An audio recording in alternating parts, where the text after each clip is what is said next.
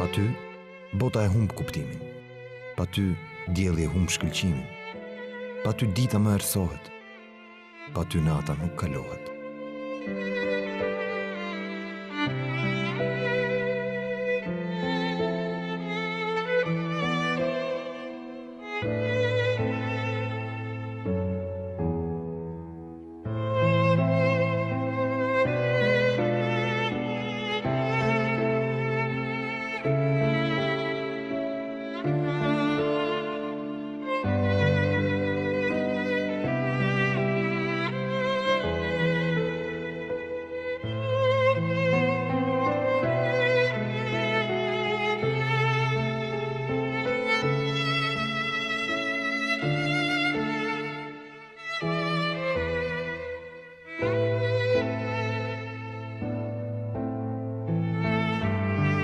Pa ty ëndra nuk ndrohet, pa ty zemra më helmohet, por me ty gjithçka më plotësohet.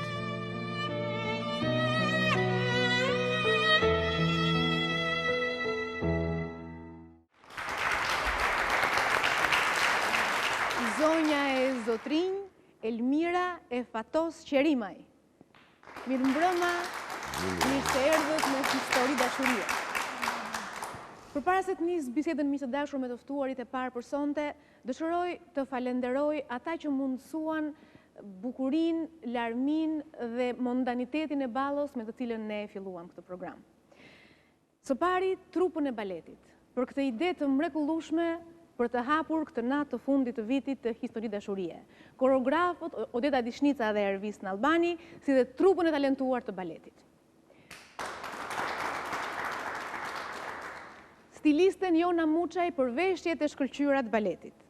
Iceberg Communication për shandanin fantastik krijuar Enkas për natën e sotme. Geraldina Spoza për shandanët me qirinj dhe veshjet super të bukura të kuqe të orkestrës. Parfumeri Euro për maskat e mrekullueshme dhe Galeri Kohinur për fustanin tim gala dhe aq madhështor. Faleminderit të gjithëve. Dhe mbas falenderimeve që gjithmonë duhen bërë, sepse në një spektakël televiziv bashkimi bën të bukurën, dhe e bukura pastaj është fuqi për ne artistët. Më lejoni të prezantoj dhe miqt e panelit. Sonte kemi një surprizë në panel, miq të dashur.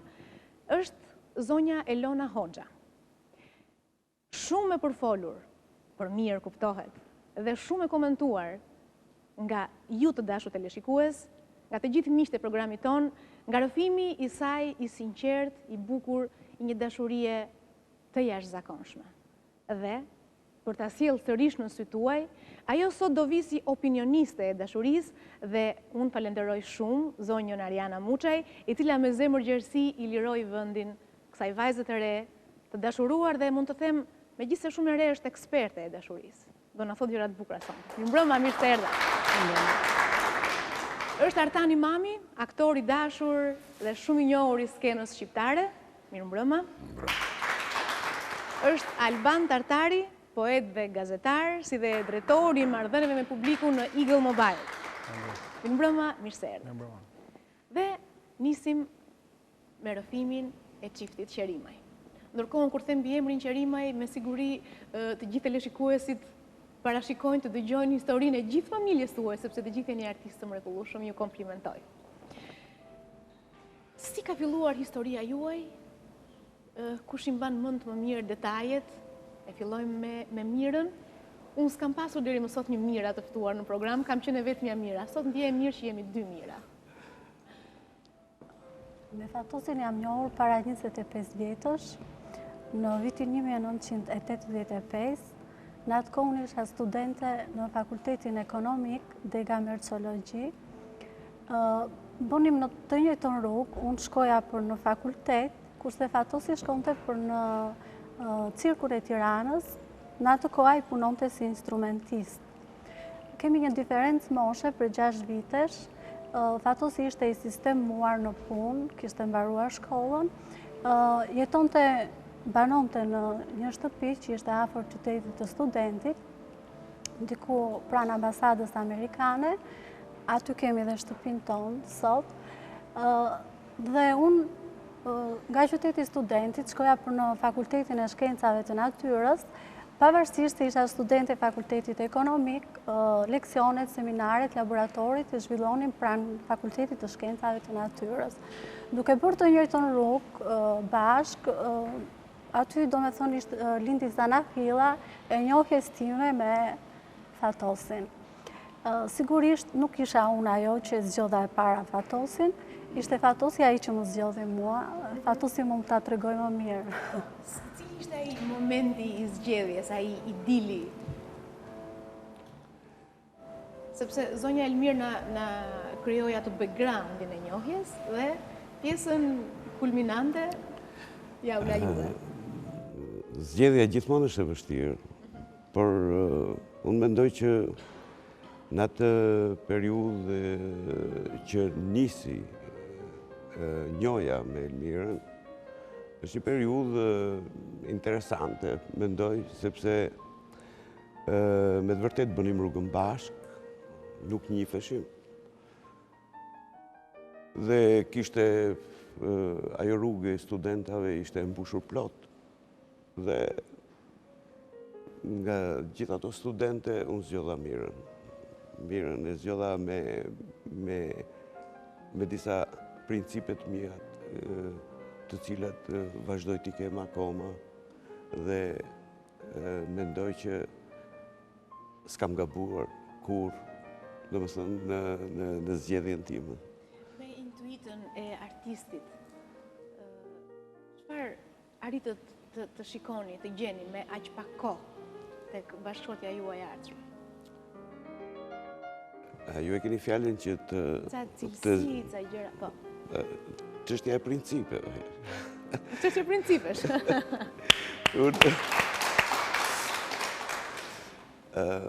Mira ishte një femër që binte në sy në disa pikpamje të dukshme. Qoftë mënyra e qetë e ecjes, mënyra e qetë e veshjes saj, prerja e flokëve, shikimi, të gjitha këto nuk ishin të një vajze ambicioze. Një vajze që shpeshherë jemi mësuar të kuptojmë se një vajzë po kërkon diçka. Ishte një vajzë që nuk po kërkonte gjë. Dhe unë e kuptova që unë mund ta kërkoj këtë vajzë. Dhe në këtë qetësi që mua më pëlqente, pash që kjo mbart në vetvete një gjë tjetër brenda vetes, një mirësi. Dhe unë gjëja më e mirë që kam bërë, kam marrë njeriu e mirë. Kam marrë një femër që po ja them tani si ja kam thënë kur, po me të vërtet kam marrë një njeri të mirë në radhë parë. Por një njeri i mirë i ka të gjitha gjërat e tjera të mira. E vërtet.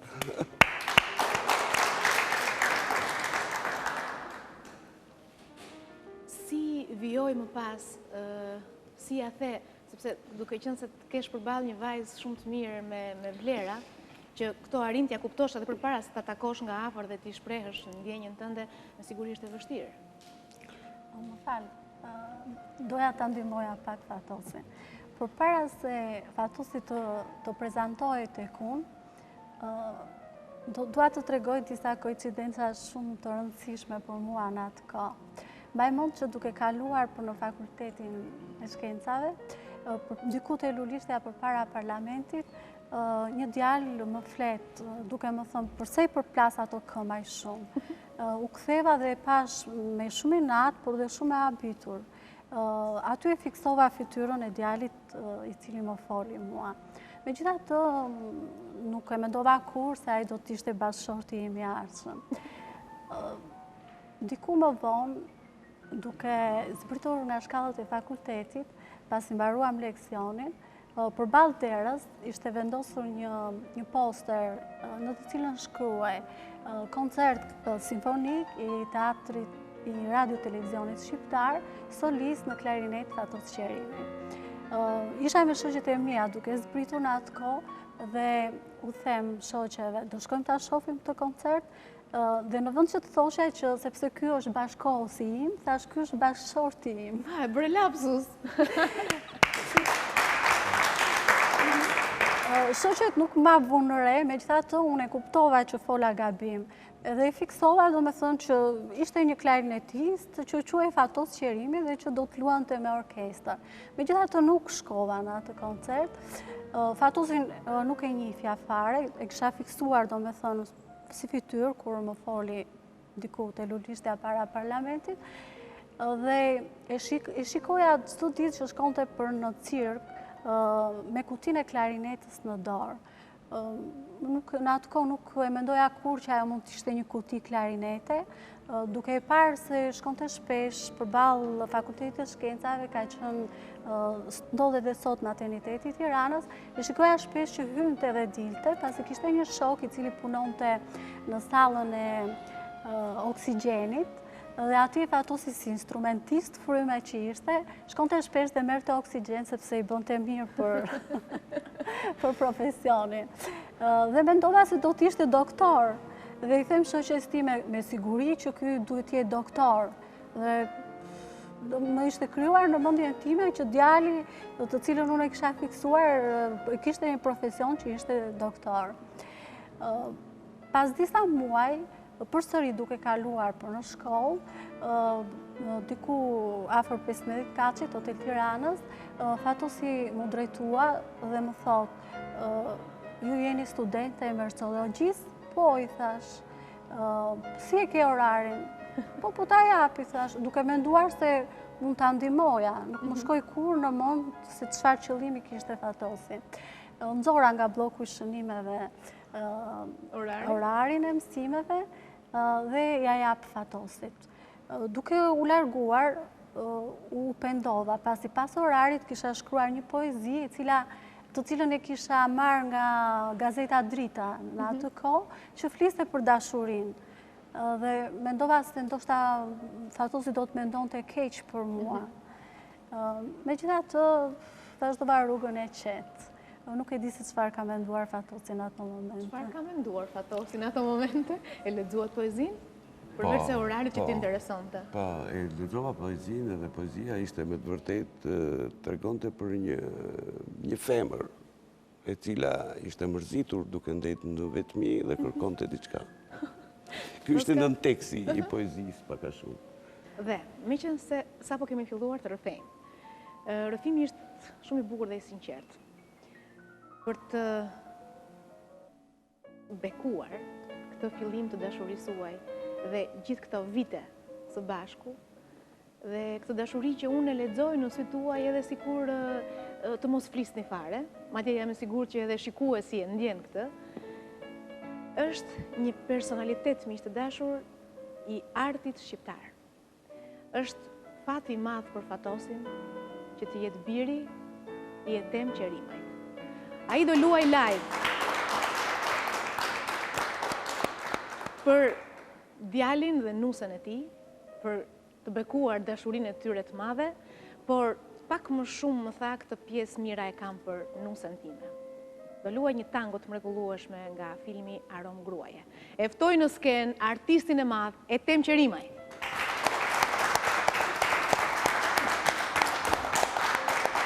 Mirë se erdhe. Është kënaqësi për mua dhe për këtë studio të dashurisë pjesëmarrja juaj. Një kohë jam të mirë këtu.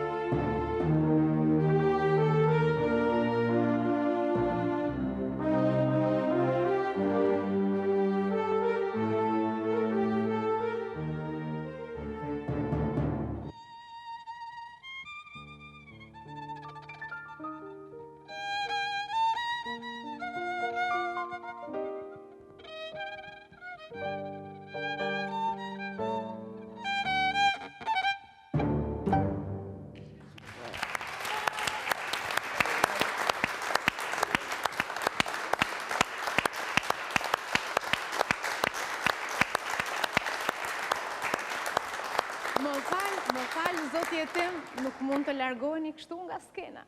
Mua shqyr me erdhi një artist ka që madh. Në fakt unë thash që violina këndon, po violina edhe këndon edhe vallëzon në duart e maestros. Atëherë më lejojnë që dorën tënde ta zbukuroj me një dhuratë. Faleminderit. Gjithë të mira.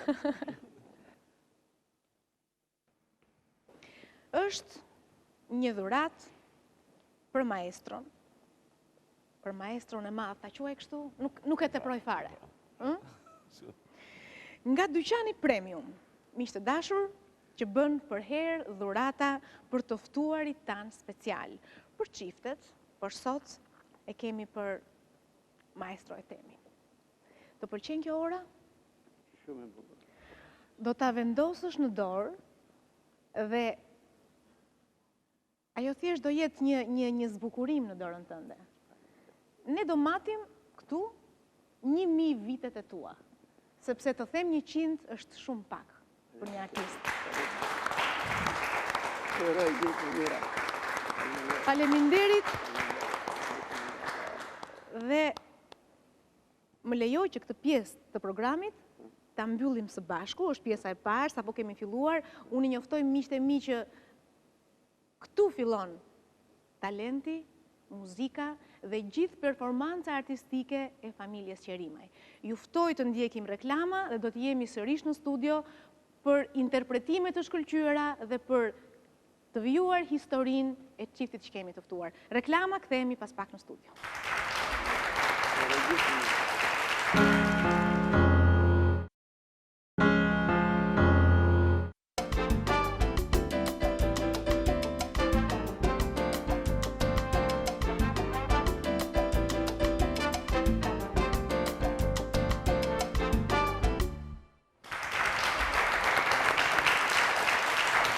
Jemi rikthyer miq të dashur në pjesën e dytë të programit, në një rrëfim shumë të bukur ku përzihet ndjenja e dashurisë me interpretimet artistike të familjes, nga e cila vjen zoti Fatos.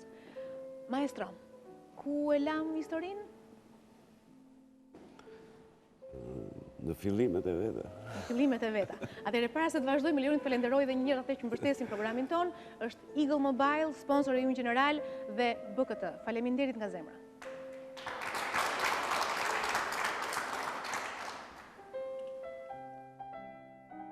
Kur u quajtët të lidhur? Të lidhur, do me thëmë pas takimit tonë të parë, ne vazhduam të takoheshim me njëri tjetrin. Po thuaj se njohja jonë vazhdoi gati për 1 vit e gjysmë. Kur unë mbarova fakultetin, u emërova në qytetin tim të lindjes, si mërcologe në turizmin e Fierit, më duhet të largohesha nga Tirana.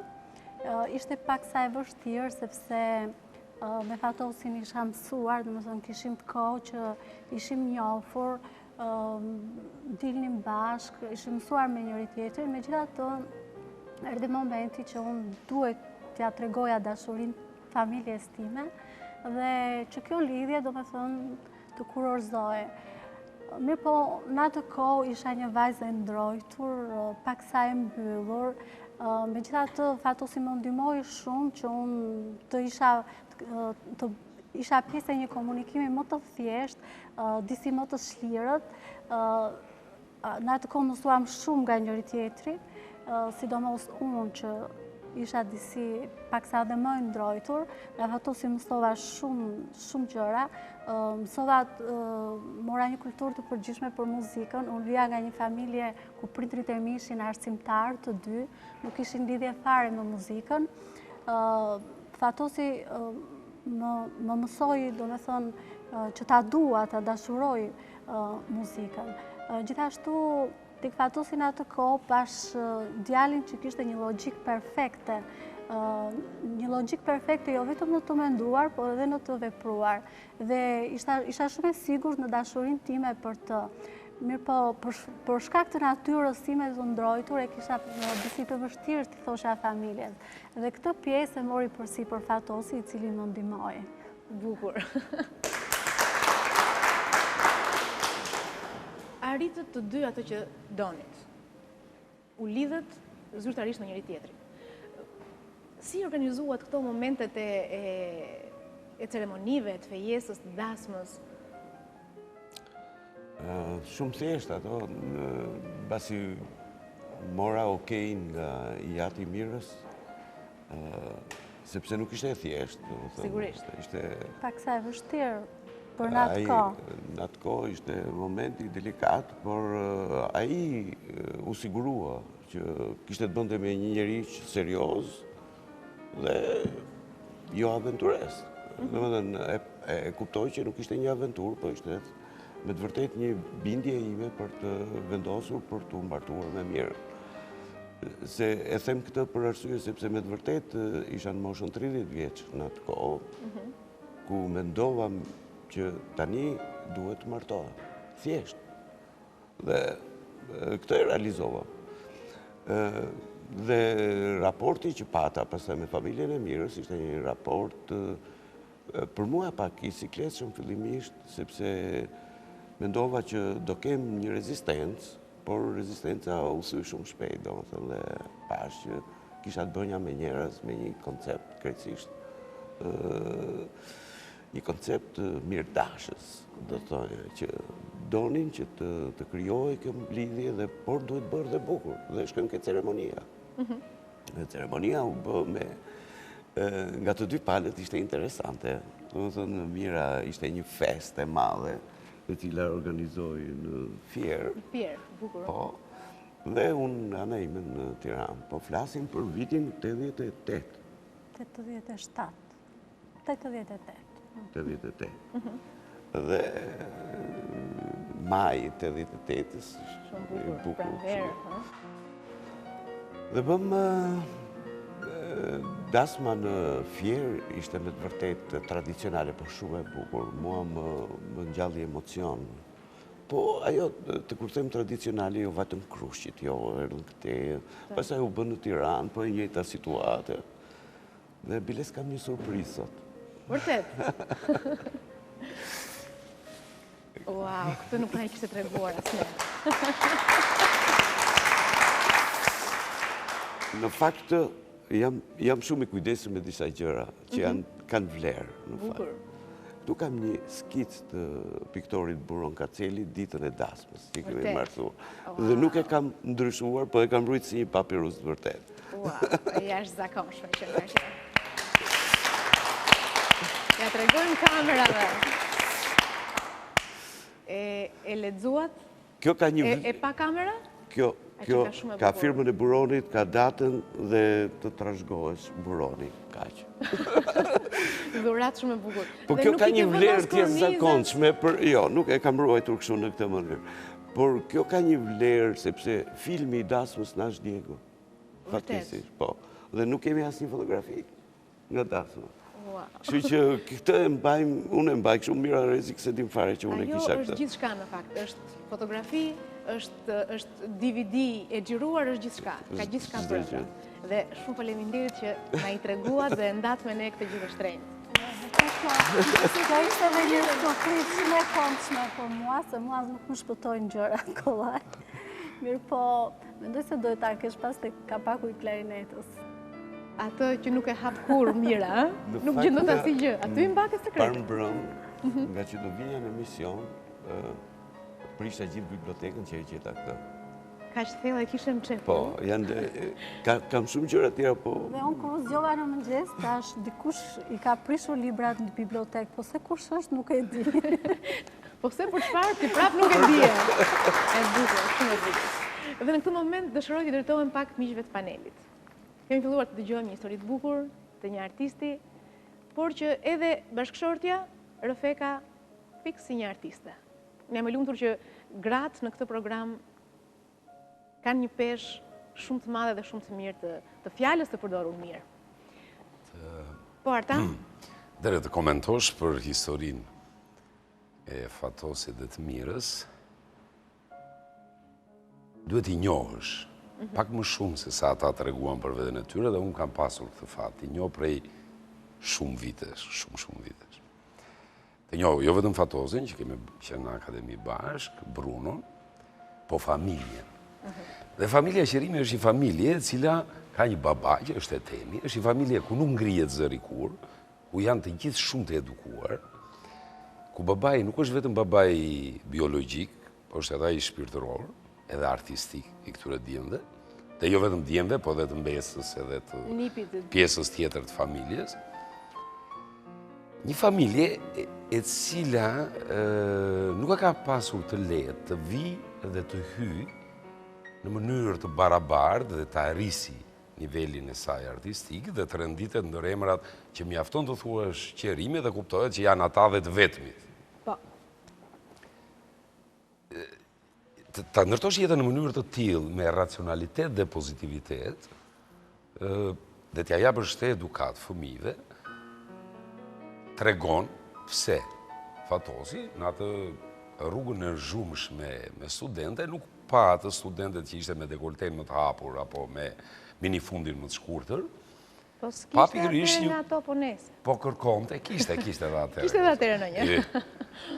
Filloi pikërisht po kërkonte shoqen e jetës dhe ai e tha vetë, domethënë që kishte ardhur një moshë dhe unë jam i bindur kur mashkulli në mënyrë racionale fillon të kërkon ato gjëra që do të jenë të qëndësishme gjatë gjithë jetës së bashku, dhe gjetit e mira. Tashi do ketë pasur të ndonjë arsye tjetër që ai se ka ndjerë se tashi. Ai veçimi te një vajzë shumë e urtë dhe shumë e druajtur, që mua s'm duket se je ka qenë druajtur mira, me thënë drejtën, po. Sigurisht që kemi 25 vjet bashkë dhe unë e thash në Mirë, po që ato koincidencat e tua, ato Fatosi poezi. më ka ndihmuar shumë që të dal nga guaja Mira. ime. Sigurisht Ti edhe kërkoja orarin një vajze në atë kohë, njësoj si sot i kërkosh numrin e celularit. Tashi, kur ta jep edhe ta merr telefonin nga dora, e shënon numrin, po duhesh më ta japësh numrin gabim. Se ma kujto, ka qenë shumë e bukur. Po t'ja kërkoja orarin, ajo binte dakord që do të takohej me ty, sepse ti i tregoje të vetmi sekret kur ti dilje nga shkolla, se për të vajtur gjithë shkonim në orën 8, por kur dilje. Ta aty ishe i sigurt, ja more orarin, po ta jetën me dorën e vetë. Është shumë gentile kjo e kërkuara e orarit, ë? Është shumë, domethënë që unë nuk të dua të di që të mos të pengoj nga shkolla, nga angazhimi yt kryesor, por është poja e parë që një femër i thoshte një mashkull. bukur. Dhe që aty pastaj. Ishte dhe poezi. Si kishte rastis ajo poezia të mbrapa. Ajo rastisi tani. E rastisje. Vjojmë, duhet të gjoj pak Elonën. Mira, mendova që vetëm ai poltron ka emocione, por emocionet këtu ku jam unë sonte janë të dyfishta. Dhe ju falenderoj që më rikthyet përsëri emocionet e natës së mëparshme. Unë mendoj që rastësia ka qenë e veçanta në historinë e dashurisë së çiftit. Zonja përmend ato rastësit të her pas hershme, 2-3 rastësi, me të cilën ato janë takuar. Por në momentin që zonja lexon ato posterin për koncertin e Zotit Fatos, mendoj se këtu nuk është më rastësi. Ajo kërkon të shkojë në koncert, por është e pamundur për vetë arsyet që ka patur ajo të mos shkojë. Dhe në këtë moment besoj se zonjës i ka folur zemra. E vërtet. I ka folur zemra. Dhe kur flet zemra, kam përshtypjen vullos gjithçka. Dhe në atë moment ka vullosur atë që unë do ta quaja dashurinë e tyre. Bukur. Tartari. I dashur Fatos, unë kam disa vjetë që të njoh, edhe jo ka i shumë satanin, do shë më pak. Kam shijuar, kam dëgjuar performancat tuaja, të ndërën personalisht, po në gjithë familjes. Dhe the me kënaqësi që kam parë të huaj që janë prekur dhe kanë mbushur syt me lot kur ju kanë dëgjuar. Nuk po them shqiptar, ndoshta ju kuptoj më mirë. Muzika është edhe pak a shumë zëdhënëse e ndjenjave që heq një komb, që heq një popull. Dhe më ka ardhur mirë. Megjithatë do thoja që juve jeni një fidan që vini, një fidan i mirë, si janë ata fidanët që vini nga një familje e mirë, por ju duhet një baçe e mirë që të rriteshit të bëheshit një pemë e bukur se ajo aty mbrapa. Dhe pikërisht baçja, kopshti, është zonja Mira. E dyta do thoja që kam idenë që mbasi vdiq diktatori dhe mbasi ju lidhet me Mirën, kam idenë që ke shkuar më pak për të marrë oksigjen. Se e gjetë oksigjenin tënd. Bukur. Nuk shkojmë. Kam të drejtë. Unë ju komplimentoj për atë që keni arritur dhe siç e thash, më vjen mirë që nuk përfaqësoni këtu vetëm veten tuaj, përfaqësoni një familje të madhe. Dhe unë me kënaqësi e kam dhuruar si ditë tuaja të huajve për t'ju treguar se në këtë vend bëhet art, se në këtë vend ka artistë të mëdhenj, ka njerëz me shpirt të madh që ne krenojmë që i kemi. Bukur. Dhe vim tek momenti i ardhjes së fëmijës së parë në jetë. Aty ka një problem.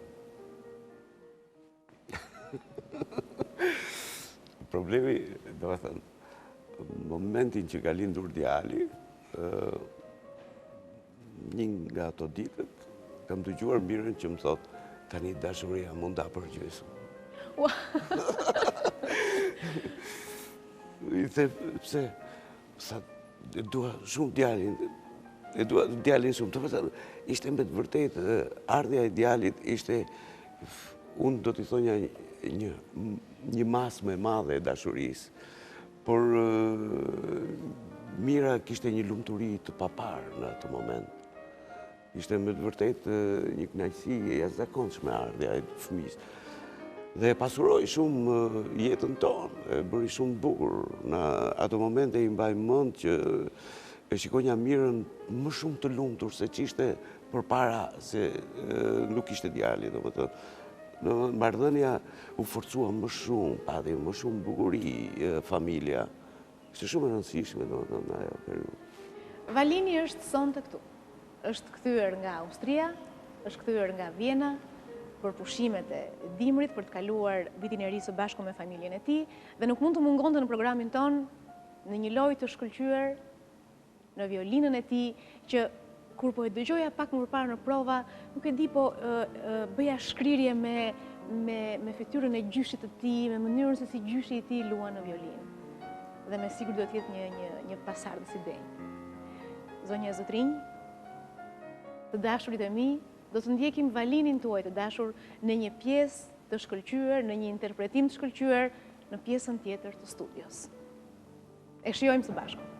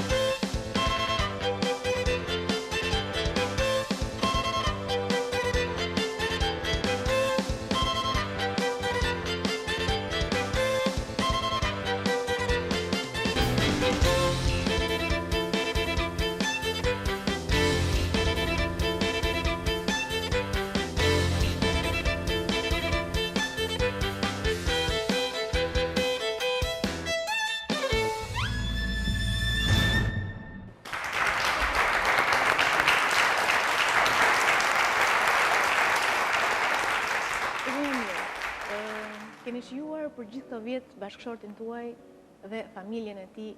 Me siguri që jeta juaj ka qenë kështu si një numër artistik, si një violin, si një klarinet, si një piano e bukur. Por kur dëgjoni djalin që vjen sonte dhe publikisht luan enkas për prindrit e tij, është emocion i bukur, është diçka e veçantë. Mund arrin ta shprehësh?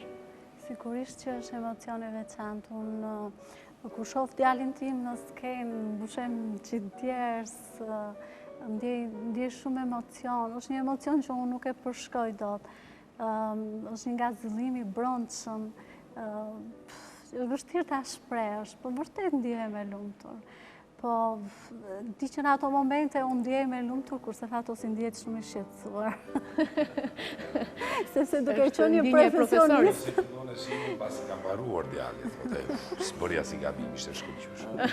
Ndodhte shpesh mesazhet e djalit që bënte në liceun artistik, Fatosi nuk shkonte asnjëherë, sepse ndjej keq në momentin që ai dhe mund të gabonte. Unë nuk jam profesioniste dhe gjej me shumë kënaqësi. Bukur. Dhe profesori, çfarë note i vë djalit në këtë lojë?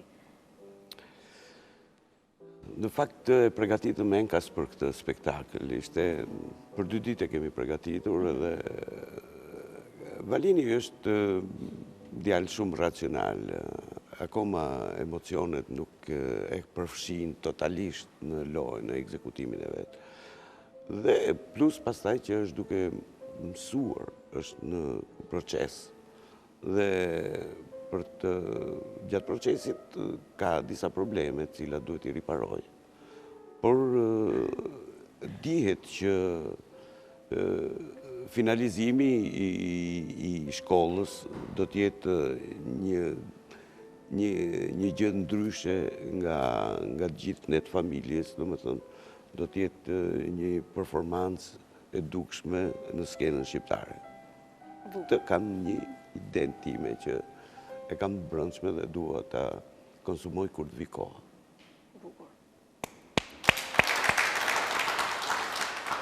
Dhe me qënë se, edhe zotje tem, maestro i madhe Tem Qerimaj, edhe Valini, edhe vllai juaj Bruno dhe mbesa juaj po presin në pjesën tjetër të studios, për të bërë atë performancën e bukur të mbylljes të kësaj pjese të programit, më lejo